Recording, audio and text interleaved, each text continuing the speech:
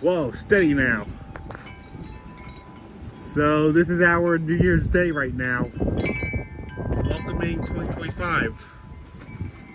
We had thunderstorm before the ball dropped, and now we're under a wind advisory with gusts up to 40 miles an hour and 50. Right now winds are gusting like 35 miles an hour right now. It's been really windy this evening. It's crazy. And temps are expected to drop by next week. We're going to be in a cold front for a while.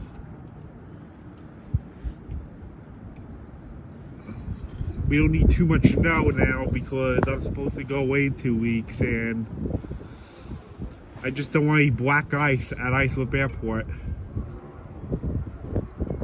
when we fly to Orlando.